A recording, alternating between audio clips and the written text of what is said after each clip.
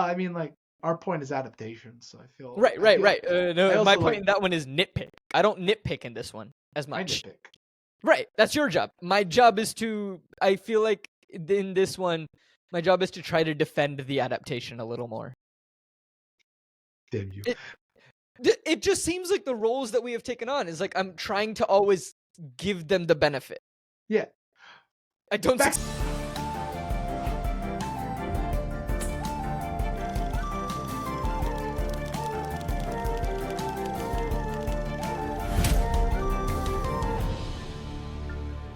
What's up, everyone? Welcome to Flip the Scripts, an adaptation podcast.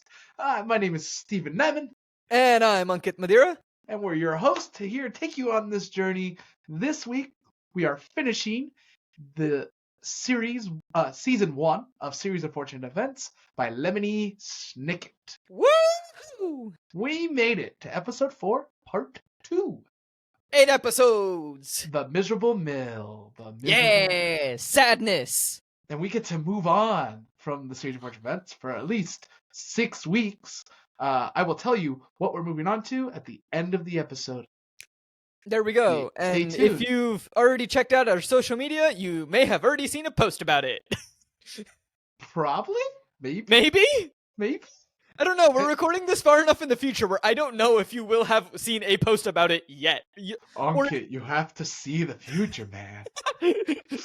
just you gotta... Smoking on the future.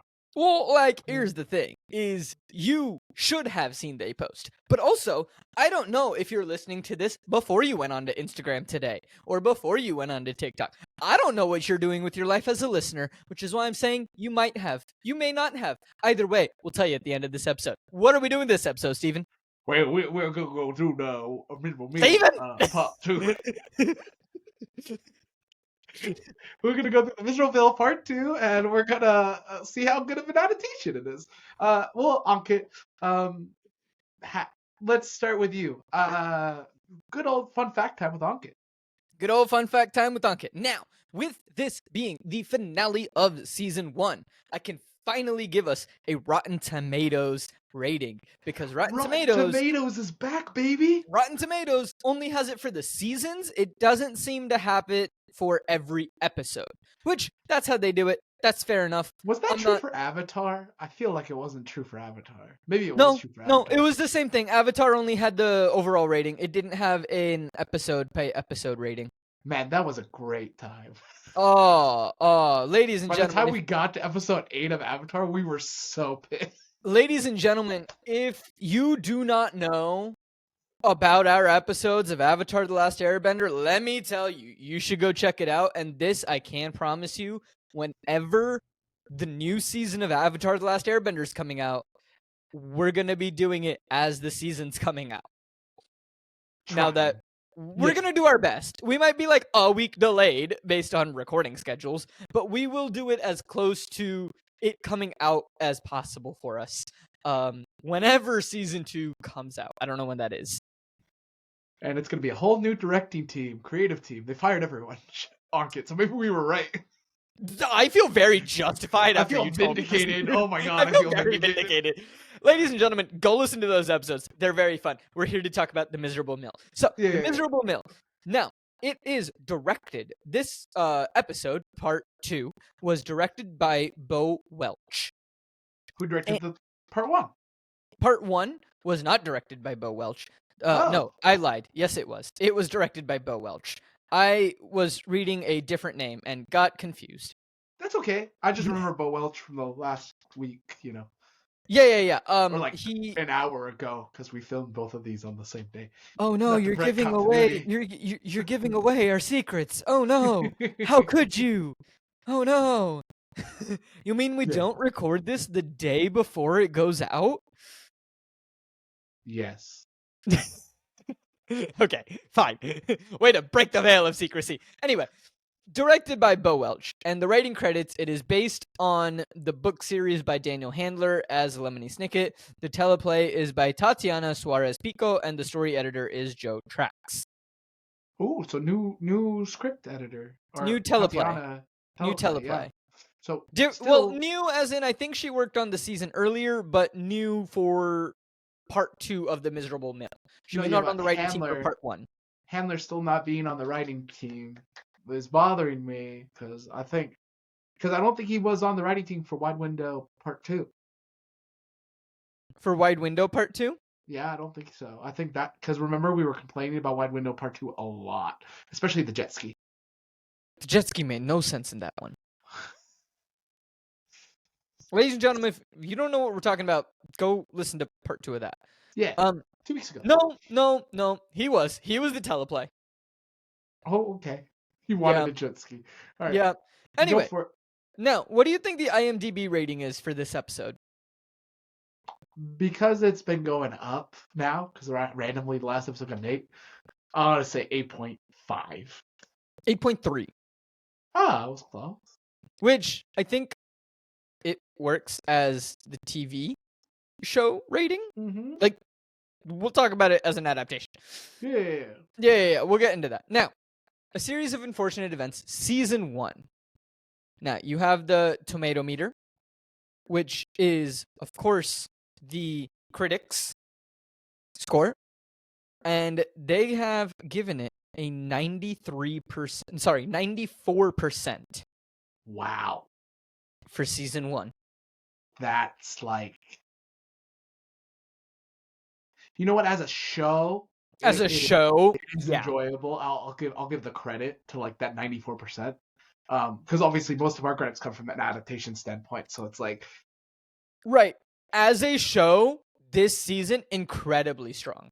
Yeah. I mean, we keep saying how the cast of characters are amazing and the people in them are just amazing. And even the writing, as I keep trying to say, the writing as a TV show, great.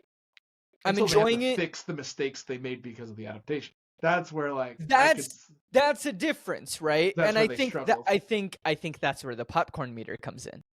So, ladies and gentlemen, I don't know if you know this, but Rotten Tomatoes at some point changed their audience score, and it's now called the popcorn meter, which I think is fun. It's cute. It's a good time. Interesting. The popcorn meter. Take a guess. I want to say if it's because the audience it is score, lower than 94. No. I know, but the audience score and the critic score are never the same, and usually it's a 20% difference. So I'm going to say 74%. Not quite that low, but it's an 82.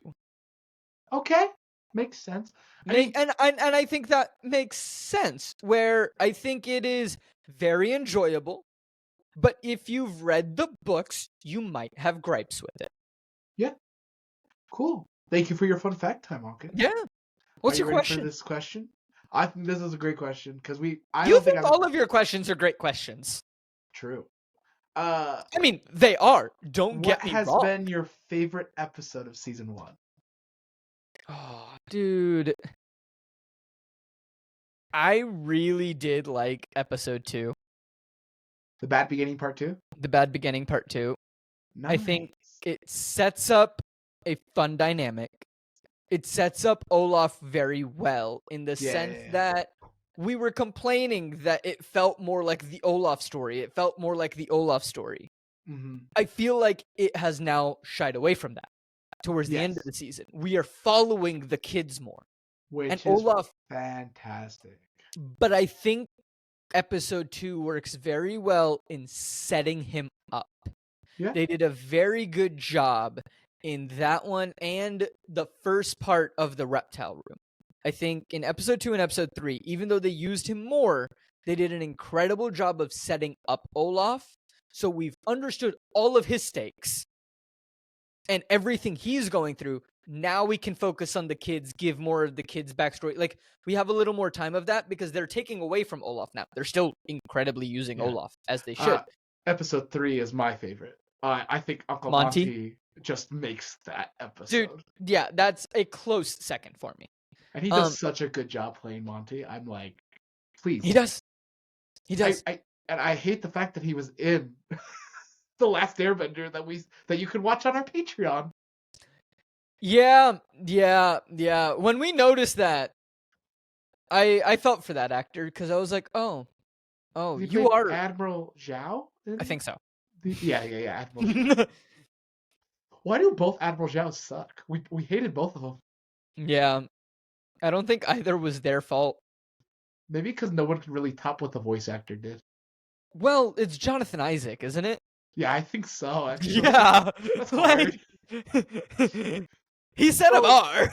So that was my fun question time. We've both now answered. It's great. Now we're gonna hop right into the adaptation. If you want a summary of the book, I gave a summary in the last episode last week, so we're just gonna hop right in. Yeah, Steven's summary was fantastic. Stuff happens. Stuff happens. Episode starts with Poe again. So we're back with Poe, and I get it. The funny thing about Poe in the book compared to what they do in the TV show is Poe is usually at the beginning and end of every book, but this time they put him at the middle. It's enjoyable to a sense. Episode starts with Poe looking and complaining to his wife about the search and how he won't get a promotion.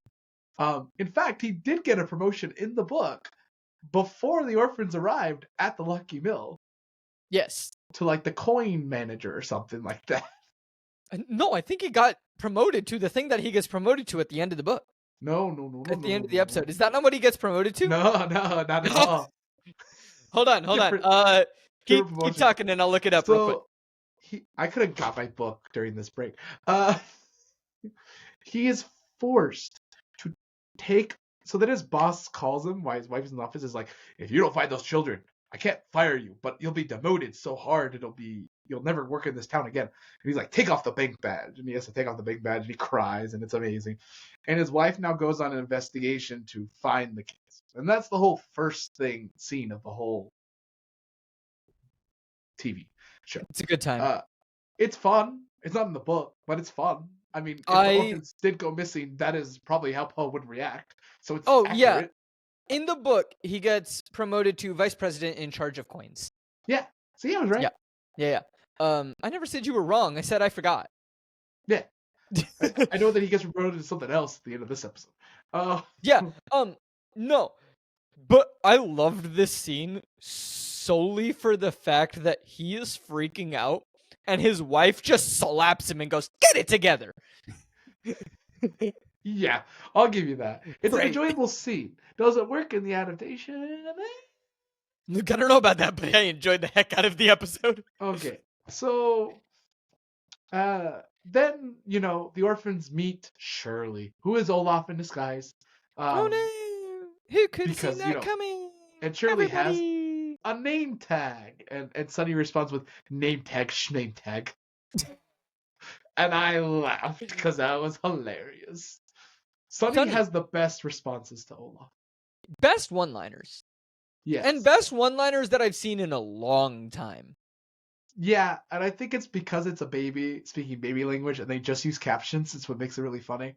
I know Ankit does that in episodes of post-finale sometimes. I mean, he's not taking over for this course as well. But sometimes Ankit will respond to you in post-finale by putting a little caption thing somewhere. You do realize that I'm Ankit. I'm sorry, Ant. My brain did a thing. Dude, did you just forget the name of the person that co-hosts with you and is one of your best friends? Thanks, bud. Yeah, Freudian slips, man. They suck. My favorite thing is that you said Ankit like 8 times in that sentence.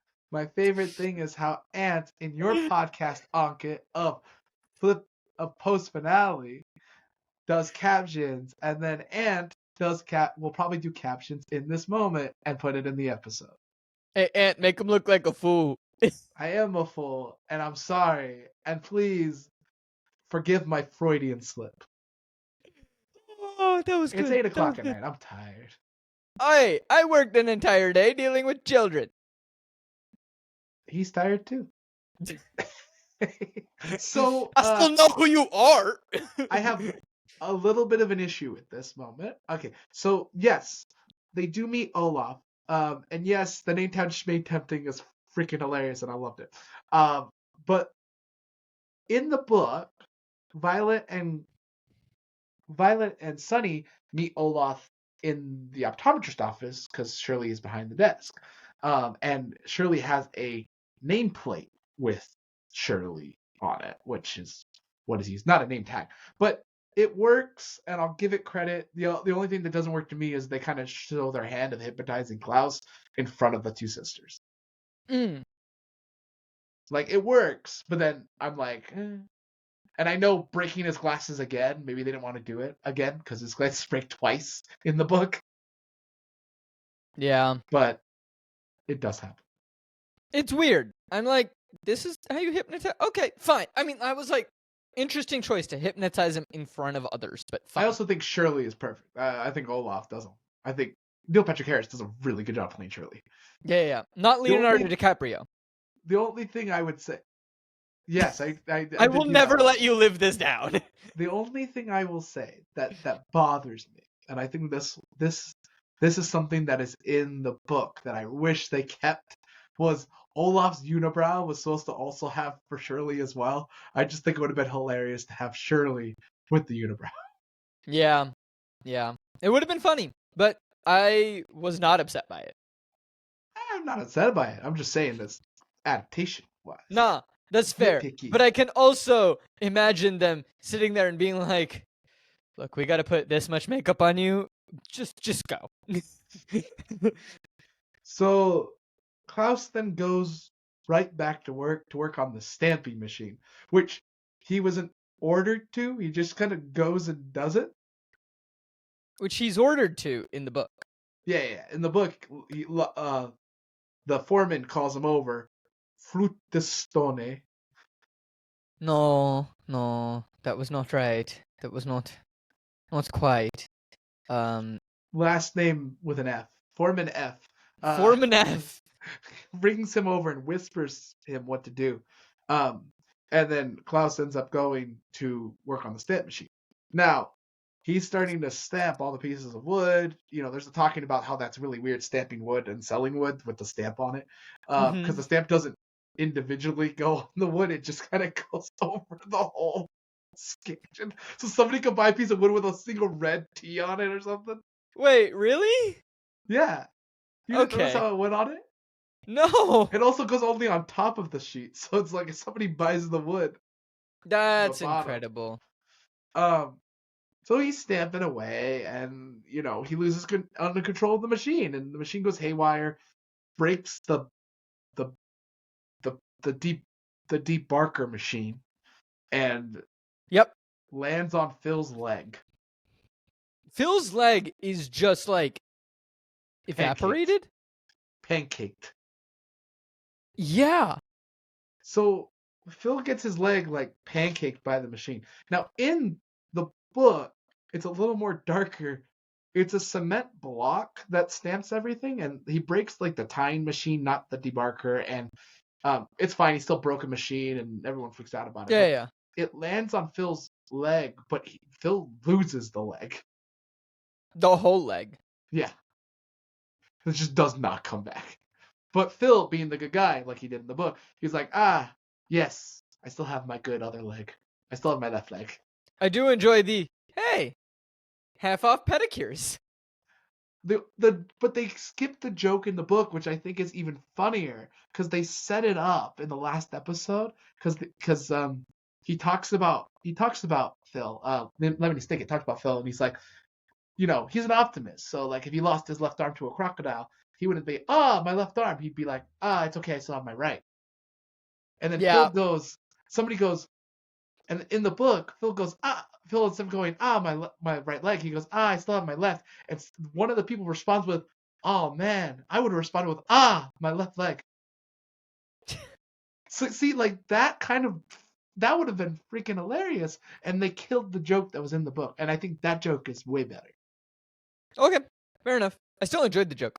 I enjoyed the joke, but I just think the joke I also really enjoyed the fact that his foot was still moving. Oh yeah, I love that he was still able to move his foot even though he lost all connection to his foot. Then Charles comes up to the kids after Klaus apparently gets unhypnotized because, Mr. Sir said the word, and now we as an audience know what the word is. Which I have a little issue with it because I really like the fact that like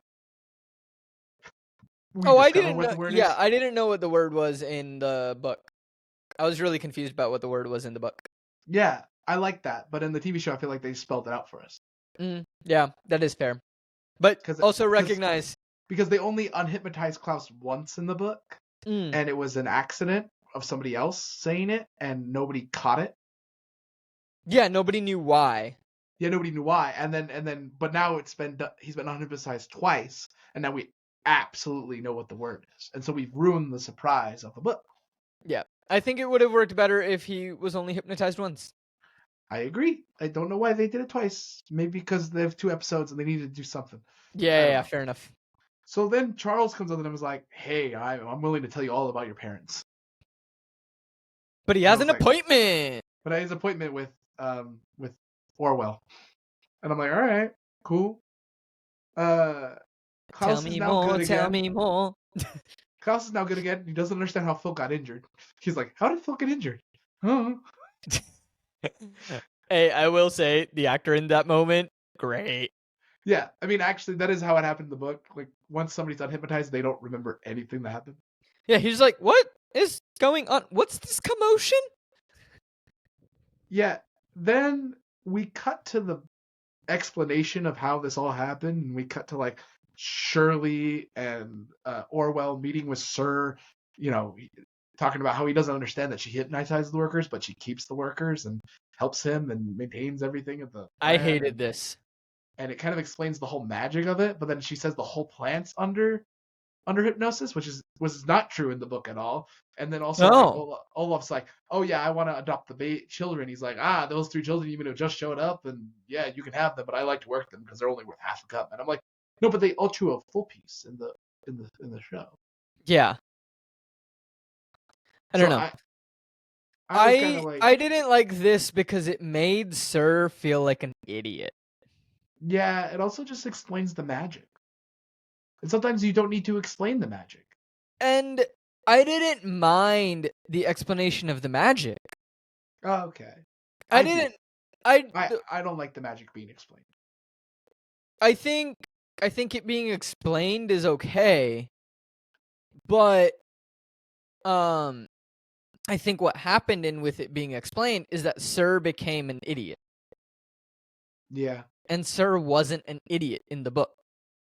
So they then planned to make the Baudelaire orphans too expensive to keep. So to cause issues at the plant. Let's cause chaos. Hence Phil's injury.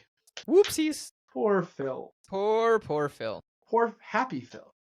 Yeah, I mean, he did lose a leg. Yeah. So then it's really funny.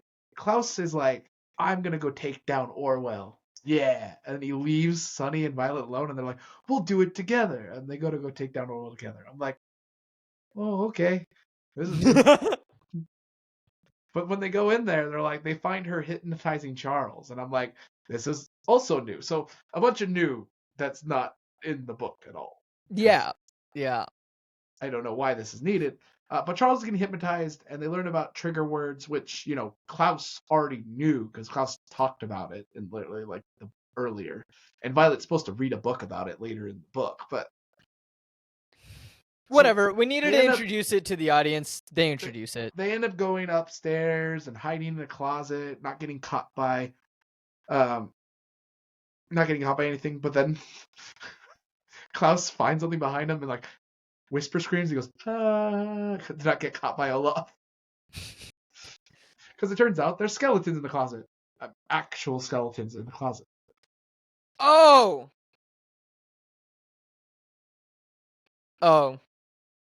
Did you not? Oh. Ankit, please no. What are you about to, buddy? I just didn't get that joke. Can someone, Ankit? I just shame you, man. Can't shame you for that. No, like that joke went over my head. He was like, "We all have skeletons in our closet," and I was like, "Yeah, we do," but I missed that it was a joke. Okay. So in the closet, they find oral examinations of everyone.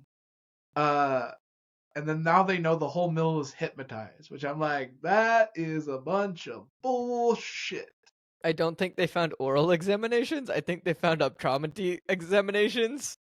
You know what I meant. Hey. Okay, You were optometrist saying that I was decorated. talking to myself earlier, so I don't know Okay. where you're at. And then we cut back to the orphans back in the dorm room after they find out everyone's hypnotized and everyone's being mad about Phil's injury. That's the same. That's in the book. Everyone's like, Yeah. Klaus is the worst and all this stuff. I do enjoy Klaus being like, I didn't mean it. Then they're like, oh, there's a trigger word that will unhypnotize everyone. We need to find it. So Klaus opens up the dictionary that didn't exist in the book and starts to read, starting with aardvark. I did enjoy this one. I was like, And then eventually someone was like, we're trying to sleep. And I'm like, thanks. This part did crack me up where I was like, you know what? That's a very valid response from both Klaus and the person trying to sleep.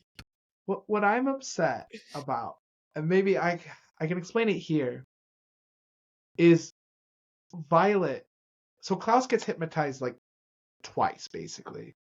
The first time is when he crushes Phil's leg, and then his glasses break again, and he has to get hypnotized again. And while he's being hypnotized again, and Violet knows because he's with Dr. Orwell, and she knows that something's happening. She goes to read the book about from Dr. From Dr. Orwell. She reads her book and finds the hypnotism chapter and has a difficulty reading it, which could have been so interesting on screen. He could have like showed the words and showed how difficult she was trying to figure it out. And so how she figured it out with the and all this cool stuff to find out how to undo the hypnotism, which was amazing in the book. And it was Klaus's thing. And she did Klaus's thing. And I was like, I miss her doing Klaus's thing. And I hope that in season 2, we get to see more of her also being smart. yeah. So this is where I get another really upset point. We go back to the parents that are not the parents. And I'm like, why? Yeah, these guys are pissing me off right now. Like, okay. And they're like, we need to stop fires. And I'm like, okay. All right, cool. I guess you didn't stop the Baudelaire fire, so I guess you didn't do your job if your job is to stop fires. Well, here's my question that I'm still throwing out there. Yeah. Are they the Baudelaire parents and they just have 2 different sets of kids? Sure. Look, I don't know, dude. I haven't read or seen anything. Yeah. Then the house gets put on fire by a laser. And I was like, who's this mystery person?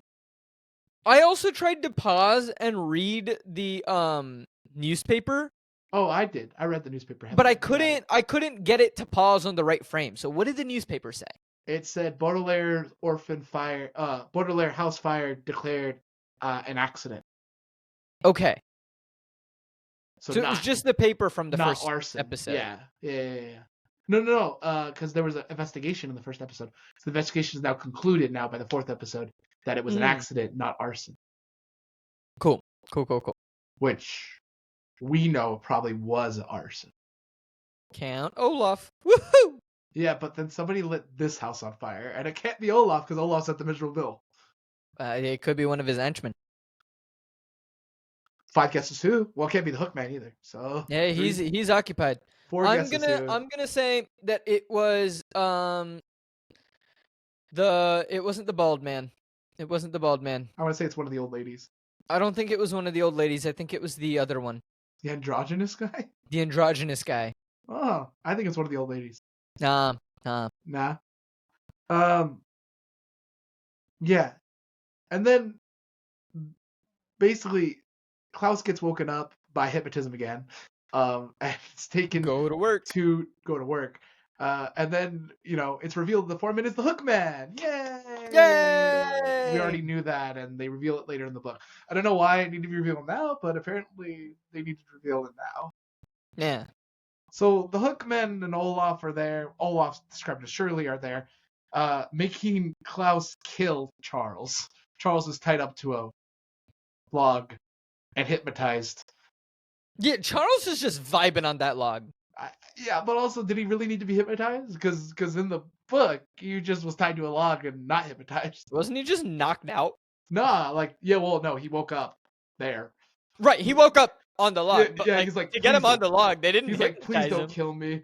So Violet then breaks in and tries to stop the stop them from, killing Charles. Charles, who's happy to be killed because he's hypnotized. Um, and the I think Hookman, Charles being happy to get hypnotized and to be killed because he's hypnotized is a perfect place to take a snack break. yes. Like Charles is just vibing, happy to be, on a log, strapped to a log, heading towards his saw. Let's go have a snack break. Snack break, everyone. Yeah. Hello, everyone. I hope you're enjoying this episode of Flip the Scripts. Just a few housekeeping things here in our snack break, and then we will get right back into the episode talking about a series of unfortunate events. I'm really excited about this. It's been a very, very fun journey working our way through these books, and I am absolutely loving it. As we are recording this snack break, I have just finished reading book 5 of the series, and let's just say it's a doozy. I loved it. I'm here for it, and let's go. But we got some other things coming up before then, but I promise that we will be coming back to the series of unfortunate events soon. Now, that being said, if you want to support the show in a monetary way, gain access to bonus content like Steven and I doing watch-alongs for our Avatar The Last Airbender or our watch-along for the first 3 books and the Jim Carrey movie of a series of unfortunate events, then you can do so. Head over to the Patreon. We might be restructuring how some of the tiers work and some of the incentives that you get at different tiers, but signing up for any of the tier, you get access to different types of incentives like bonus videos, bonus audio, notes, and access to our Discord channel, all things like that. And it really does mean the world to us, and supporting us, all the money goes back into the show. It helps us not be in the red as we're making these shows for you as listeners. We just want you to have a lovely product and would love to not lose money in the process. So if that is something that you are capable of doing and want to do, you can do that by heading over to our Patreon, which is patreon.com/coopforge, CO_OPFORGE. Link down in this, just the description. Sign up for any of the tiers. It really does mean a lot to us, and we will give you a huge shout out for doing so. If you want to help out the show in a non-monetary way, that is fantastic as well, and means the world to us. Reach out to a friend, reach out to a colleague, and be like, hey, you like books, you like adaptations, you like movies, check out this adaptations podcast. It's an actor, it's a director, they come at it, and they try to defend the adaptation as well as see what's different. Does it hold up to an adaptation? Is it authentic? Or are the changes needed necessary? Is the film better? Is the book better? Who knows? But they go through and they figure this out together. And it's a good time all around. It really does mean the world to us. And thank you to anyone who has done this, anyone who will do this. Another way that you can support us in a non-monetary way is following us and talking about us on social media. So that is coopforge, CO_OPFORGE on Instagram and TikTok, and Flip the Scripts Pod on Instagram. So be sure and follow us over there, and it really does help us out a lot. And that is also where I will be posting. I'm going to be trying to do a better job of posting what we have upcoming and what books, in case you want to read or watch along for whatever we are covering here on Flip the Scripts. That being said, last thing before we jump back into this episode, I just want to let you all know, if you are in the Seattle area or are making a trip to the Seattle area, I am performing as Oliver in a production of Oliver with Reboot Theater Company up here in Seattle. And I am performing as Oliver in a production of Oliver with Reboot Theater Company up here in Seattle, March 21st through April 5th. It's going to be a really fun time. I'd say the show is about PG-13. In case anyone is thinking of bringing some kids, just know that is the rating that I would give it is PG-13, and it is going to be a very fun time. And Oliver is punk and having a good time. It's going to be so much fun, and it would mean a lot if you all are there. And if, as listeners, you are coming, reach out to me on social media. Let me know that you are coming. I would love to meet up with you afterwards and say hello. And thank you for your support. And let's get back into this episode of Flip the Scripts. To the episode, everyone. All right. Hi, everyone. I hope you had a good snack break. So Charles, of course, is tied up, hypnotized. He's happy he's going to die. And he's going towards... And then Violet tries to, fight the Hookman, and Olaf is Shirley. This was dumb. This was so dumb. Accidentally says fire. which undoes the hypnotism of Charles. And Charles is like, I'm gonna die now. Can I just say that was the dumbest word that they could have picked? Fire? The entire town burned down. Yes, they can't talk about it, but like. So I have an issue with this. So I'm gonna say the next plot point, but then I'm gonna explain my issue. All right, you I ready? also have an issue with it. So for Violet a different reason. Sneaks into the loudspeaker room to release the whole mill of hypnosis by saying fire, fire, fire. And Lemony Snicket has a whole cutscene where he talks about saying fire out loud and how fire that can be used and all that. It was a funny cutscene. It was a funny cutscene. I'll give credit. My issue is, I swear they said fire in the last episode in front of Phil. I'm pretty sure they did. Like when they were talking about their parents lighting the fire, I swear they said it in front of some of the mill workers. Oh, I don't remember. Maybe. In the dorms. Yeah. They also light candles. How do they not say the word fire? Also, like, here's my issue with it. They work in a lumber mill where there is fire in the mill as a working part of the mill, and it is a fire that you have to keep going. Yeah. So I was just like, that was dumb. It was just another reason why changing adaptation to an extreme. There are some changes that need to be made. This is a change that wasn't necessary. Right. No, I agree. If you're gonna make this change, make it a more obscure word. Or just don't do it. Look. My preference, don't make the change. You don't need the change. Just knock Charles. Knock Charles out, right? Just hit him in the head with the brick. Woo! You don't need everything else, right? But if you are going to make the change, don't pick a word that people would say and is a safety word to where if this did happen, it's a safety thing and you need to get everyone out of there, like Lemony Snicket explains. Don't make it a word like that. Make it something like inordinate. Sorry if that's a spoiler, but if it is, you ain't picking up on the context clues, ladies and gentlemen. So the whole mill wakes up and they go to fight the mill. They I love this. I love this. And the Hookman is like, I'm gonna stop the mob, and I'm like, what is this finale? What the heck is going on? I am so confused in what is going on, but I am here for the Hookman for the next 5 minutes. His job is just hold that door. Yeah, I also will say Hookman does have a really good one-liner coming up. So basically Olaf and Violet start using the term lucky, which is Klaus's trigger word, to get him to stop pushing and pulling Charles to save him. No, that's what they're calling him. No, I know, but that's the trigger word, lucky. Oh, yeah. And then, which makes sense because Lucky Mill. Mm-hmm. Then Orwell shows up and says, stop listening to your sisters. And he does. Lucky, stop listening to your sisters. And then my favorite is the Hookman goes, yeah, you should have really... she said, Olaf, why didn't you just tell her... Why didn't you just say that? And the Hookman goes, yeah, why didn't you think of that?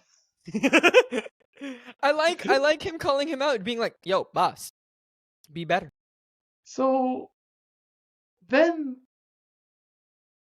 Orwell shows up to stop Olaf from messing everything up, and Olaf goes to break up with her. And I'm like, what in the world? Like, that's not in the book. This is also fine. Time and place. No. And then you got an angry mob trying to break down a door. You're trying to murder poor little Charles over here. You got a child under hypnosis and two other children trying to get to you. This is not the time for a breakup. And then because they're breaking up, they actually almost say the word, and then Violet hears in, and she goes, "Oh, insubordinate," or word. It triggers because she realizes, oh, we've both said inordinate twice. Inordinate, Klaus, you go inordinate. Yeah, it was lame because I'm like, I like the fact that she figures it out herself. She doesn't need a reminder by Olaf. Yeah. They dumbed her down, and I didn't appreciate that. Let her be smart. Let the girl cook. Let Violet be smart. Thank you. Let her cook. Let her cook. I like Let her that. cook, as the people say. Let her cook. Then Sonny is trying to bite the ropes for Charles and try to save him, which I love. Fantastic. And then, because Klaus stopped, Orwell walks over and picks up Sonny and is like, and letting Charles almost die and this whole thing, and it's going crazy. And she just opens the fire and stands in front of it as if she's going to throw Sonny into the fire. What happened to the most epic sword fight I have ever read? I was so sad. So there's a sword fight in the book, everyone. And yeah, it is and the baby sword fights. Sonny sword fights with her teeth with the sword of Orwell. Now, you may say, that sounds crazy. That couldn't be done on screen. That sounds way too wild. CGI baby. This CGI TV baby show does crazy things. Why not just do it? Why not just go for it? It's an amazing moment. Orwell sword fighting Sonny. I was so upset. And while that's happening... And this is the finale of your season, and you ain't gonna have an incredible sword fight? Ankit, this is the crazy thing about this whole moment. While this is happening, this is an amazing moment. Hookman and Hook, the foreman, Hookman, Baldman in the book, but Hookman, we'll call him Hookman for now, because we like Hookman better than the Baldman. Well, Hookman and Olaf are trying to get Violet, while Klaus is trying to make his own fishing rod or whatever out of gum and the debarkers to save Charles, while Sonny is sword fighting Orwell. It is an amazing amalgamation of like people doing crazy things, and it is so good. And all three of the kids have such a prominent spot in this main moment. Not the mob breaking through, Orwell losing her balance and falling into the fire and dying. Yeah, it was lackluster. So in the book, Orwell... Also, she fell backwards, but threw Sonny like 5 feet forward. Because Sonny can't die. Because Sonny doesn't die. No, that's fair. That's not how physics works. Yeah. Usually. And last I checked, Orwell, not an NFL quarterback, who, while falling backwards, can sling a football. And here's the other thing, Sonny, heavier than a football. Yeah, so what happens in the book... And not aerodynamic. Sonny does lose the sword fight to Orwell, because Sonny gets distracted by trying to save Charles. Well, Sonny's also a baby. But because of Klaus, Orwell loses her balance, and Violet, Klaus and Violet, Orwell loses her balance and falls into the blade that is almost going to kill Charles. So much more gruesome. And dies. So Now, much that would more have been gruesome. really gruesome for this TV show. I understand that. Look. I would have been okay with her dying in the fire, but give me the sword fight. Yeah, give me the sword fight. Give her a reason. Also, give her a reason to fall in the fire where she doesn't have to throw Sonny away to protect Sonny. Yeah. So, yeah, it was just dumb. Give me the sword fight. Again, they're overcorrecting, and then they have to fix their overcorrections. Fair enough. So the mob breaks in, and then Sir comes in, and then Sir gets stampeded by the mob because they all realize they've been hypnotized to work there. And then he crawls away. Yeah. I was like, all right, cool. Didn't really care. Don't Sure. care. Olaf and the Hookman also run away, and he's like, I'm going to always work alone. I'm never going to work with anybody anymore. And I was like, but you have your henchmen. And he was like, hey, you, throw me up. No. I do love the, I'm never going to work with anyone anymore. Can you give me a boost? Yeah. His henchmen are real. Jeez. Yeah. And then the also, Borderlands... I love that he gave him a boost. I thought it was to get over the wall. No, it was to get up on a jungle gym. Yeah. No, it's just ladders.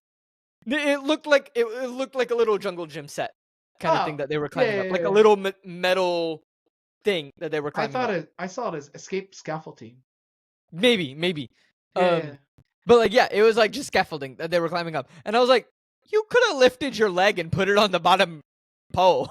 So, and then the Borderlands are found by Poe, and he learns about everything, and he doesn't believe it. What else is new? Yeah, literally, what else is new? What else is new? Then Charles comes in, and Charles is like, I got cut on the foot. And I was like, how? When? The blade literally did not get near his foot the whole episode. No, it didn't. It stopped before it did. So I was like, all right. The book accurate, not not your TV show accurate. You know what? Maybe in one of those far away ones where it didn't show his foot as clearly, maybe it did get close. And Yeah. maybe they didn't show it in the close-up shots because they didn't want to put the actor at that risk. Fair, I guess. So He then says he's gonna go search for Sir, which I'm like, okay. So by the way, all this is new. This does not happen in the book. I mean, he gets cut in the foot, and that's it. Yeah, he then shows them the Parcheville fire. I apologize, and how the parents tried to save the town, and it was like, oh yeah, they're heroes. They're not villains, and I was like, cool. Does this even matter anymore? Because now we know the parents are fake parents. The parents aren't the real parents, and this the whole point for being here now is finished. I guess cool. I'm still holding out hope on the theory that potentially these parents just have two separate sets of kids. Yeah. Phil then shows up for work with a stop sign flat leg. And is still hypnotized, by the way, because he wasn't there when she said fire. Oh, right. And goes back to work. Is anyone else still there for work? No, not even Sir or Charles. I think Phil's just alone in the mill. Just Phil. Poor Phil. Poor Phil. Yeah. And then we get back in the car with Mr. Poe, and he's driving them to a new place, the boarding school. Now, Book 5 does take place in a boarding school. We will get to the Austere Academy. Yes. But I don't mind them setting it up. No, I don't, because at the end of the book, you always get a little chapter. You get a little page, just a single page, which gives a hint of the next book. And I also understand needing to set up yo, come back for season 2. Yeah, he is now the vice president of Parently Affairs for Orphans, which is not coins. Which also why you, Poe? You're terrible. Also, not coins. And he's he also makes a joke here that he's like, they've already finished the season. I mean semester. Which I knew what they meant. There was a joke that Olaf said in the mill when that whole battle was happening, and Olaf is like, "Isn't this what you've been waiting for all season, all year, summer?" Oh yeah, they make a season? Joke that it's been a whole season, yeah. I appreciated that, where he just kept lowering the standard, and I was like, well done. Then the school looks like a grave. That's interesting. Sets up the next book. Then Poe leaves them on a bench. And then in the mail, he's sent in the broken telescope. The broken telescope that was in the first episode that didn't exist in the books at all. And on the other side are the other orphans who also have a broken telescope. Which I don't know if they're orphans. They're just the kids to these parents that apparently exist. The kids of the parents that were in that fire. I mean, okay. Sorry, I spoiled it for you. My bad. Parents aren't dead, are they? Yeah. Oh, the parents are dead? Yeah, the new fire kills those parents too. Oh. Okay. It's how they bond. Those sets of orphans. Well, you ruined that for me. Sorry. My bad. I just remember that from episode 9. But they sit on the other side of the orphans. No, that sucks, dude. God, you ruined. Now I'm upset, and now I know that they ain't actually the bottler. Steven. Sorry. Now I'm sad. No, it's on the it's other fine. side of the other orphans. I apologize. And we go in and zoom in on a photo of young Olaf and young Lemony Snicket at the Austere Academy. Ooh. By the way, it hasn't been named because it didn't really show them. I think it showed the name kind of, but I think it did in the sign, but it wasn't clear. Yeah.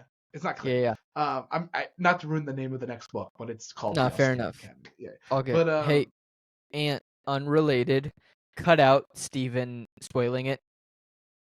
We can edit around that, but just edit that out of Steven accidentally spoiling stuff. We don't need to tell the world that it happens. So on the other side of the other kids, I'll just say that. Yeah. Okay. So they're left on the bench on the other side of the other kids, and that's what happens. And of course, you see the photo of Olaf and Lemony Snicket, young versions, attending the Austere Academy. And Yeah, I yeah. thought that was going to be the end of the episode. I really was like, all right, cool. That's it. That's the end. Yeah. No. Then we get a lovely song. And I was like, okay. And I was Why? like, the only reason you're doing a song is because you have Neil Patrick Harris. Yep. The voices Yep. are lovely, and Sunny whistling is the most hysterical thing I've ever seen in my life. Sunny what? Whistling? Sunny whistles in the middle of it. I just died. But this was not my favorite episode. I finished this going. There was an ending of the fourth book that I was like, yeah, we're headed somewhere, and I like that idea of heading. Mm-hmm. I get they need to end the season to make it more interesting and get people to come back, but Yeah. eh. I don't know. I enjoyed it. I didn't love it. I don't think it was my favorite of the season.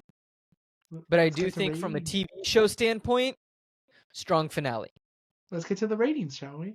Yeah, yeah. So, From a what would you TV rate show standpoint. this episode as a TV show, not an adaptation? As just a TV show, not knowing anything else, I'd probably give it an 8. I would give it a good 8. I think it's Yeah. not one of the no, maybe a 7.5 actually. I don't think it's one of the strongest episodes. I think there's stronger episodes in the season. Okay, fair enough. Yeah, I mean 7.5, 8. We're not too far off. Yeah. What Like- would you rate the book? Now that we've finished the whole book. The Because we're book, probably say like a 7.58. Really? I like Yeah. this book. I think it's more like an 8.9. Okay. I like this book. I think that it tells a really interesting story. I think that it gives I might also kids be more. yeah. It gives the kids more growth, and I really like where they're growing. I might also be a little biased because I haven't read the book in a while. Because due to our recording schedule, ladies and gentlemen, not sure if you caught this in the last episode. Last time I read the book was about a month ago. So it's just been a little bit since I read it compared to us recording this. Now this is the most fun question. Would you rate this episode as an adaptation? Because Well, they cut the sword fight, so it's automatically at minimum a 5. I feel like probably a 4. Yeah, I feel like they cut so much and added so much that I have to give it a 4. A 4. I didn't like it as an adaptation. I don't I think loved it as a TV show. The thing is, when I read the book and then I rewatched the episodes, because I've seen the series before, and I don't remember everything they do. I was watching the episodes going, is that really all the changes they made? Jesus, oh my, wow. And it just surprises me how many changes they like actively made of this series. And I'll give credit to Handler, to Lemony Snicket himself. Like, I get it. People who've read the book might want to see something different, but to me, the logic that you put so much love and care into your books need to be as strong as the logic of the TV show. And I feel like a lot of the times when they were trying to change things, they had to fix their change to make it work. And a lot of times that fix wasn't as strong as it is in the TV show. As it is in the book. Yeah, that's what I meant. Yeah. I see where you're coming from. I think, still out of all of the adaptations that we have done, I still think this is so far one of the stronger series that has been adapted. I think series yes. No, but like just the series that we've done, not the one shots, right? I'm not looking at the one shot. And if you're new around here, just the terminology that we're using, that I'm using is like series is there's more than one book, whether it's a movie or a TV show, doesn't matter. But there's more than one book, and there's a continuation. One shot for us is just there's one book, one movie. I would say the level of care of the adaptation is high in this series. Yes. And I think we have not. I mean, we rated it really low. If you mind you, we rated these last few episodes are actually rated really low on adaptation compared to I think our first 6 of this series. Compared to like our Hunger Games, where we were like very high on the first 2 on Hunger Games and Catching Fire. We actually had those as one of the highest adaptation points I think in our episodes ever. Yeah, and then it dropped off real fast. Oh, Mockingjay is atrocious. Yeah. Whereas even though I rated this low, I think it still works, and I'm curious to see that maybe Miserable Mill changed more because of how the storytelling is going to happen in season 2 and season 3. I'm interested, and I know that like obviously we have 5, 6, 7, and 8 in next season, and then 9, 10, 11, 12, and 13 in the in last season 3. Yeah, so I am interested to see what happens. I'm hoping maybe Netflix will give them more of a budget in the next season. I feel like they probably will. Netflix seems to normally up the budget as you go on. And I hope that the characters still remain strong. I hope that the casting is still good. And I'm really hopeful for the next season. I'm hoping they get better. I'm hoping that the adaptation gets so strong that I have less to complain about. Right. And even though I think we're complaining, I think it's important to note that like our complaints are just now that we've read the book. Exactly. And coming into it with the eyes, and we always try to do this, but like I said, I think coming into it with the eyes of someone who doesn't have any idea that the books might even exist, I think it's a very strong TV show. And I don't think anyone would be upset if they watched this TV show. Of course. And but then they went our and read show is about adaptation. And then they went and read the book. No, but like if, they went that route, I don't think that they would be upset. No, I mean, I just watched again recently, yesterday actually. I did a whole marathon of The Lord of the Rings, the extended editions with my best friend Sean. The only logical way to watch those films. Oh, yeah, it is. And I mean, we talked about the book because he's read the book, and I've never finished reading the book, so I hey, we will on this podcast one day if we hit a subscriber goal. Yeah, and I think I one thing I remember is like there are things that need. I think adaptations. I think one thing I've learned on this show is there are things that need to be changed, things that don't need to be changed, and things that should never be touched. And I think, and we're learning what those are as we go, and it keeps changing. There's no right or wrong answer. There was an Ender's Game. Okay, there are wrong answers. Okay, so that's going to be the end of our episode. We hope you enjoyed season 1 of Series of Fortune Events. Come back next week as we go into Shakespeare's realm, and we'll read Much Ado About Nothing, and we're going to be watching Sydney Sweeney's movie, Anyone But You. I know. It is technically an adaptation of Much Ado, but people really hate this movie, and I told Ankit people hate it, and Ankit was like, we should do that. Look, curiosity got the best of me, ladies and gentlemen. Stephen told me people hated it, and I was like, is it actually classified as an adaptation? So he apparently went online, and he looked up, and we found out that they claim that it is an adaptation of Much Ado About Nothing. A modern adaptation. And the characters are called B and Ben, which is Beatrice and Benedict. Right. So I'm very interested to reread Much Ado About Nothing, which last time I read Much Ado, I actually assisted directed it at East 15 Acting School where Ankit and I met. Last time I read Much Ado, I don't know. I don't read Shakespeare a lot. I love Much Ado.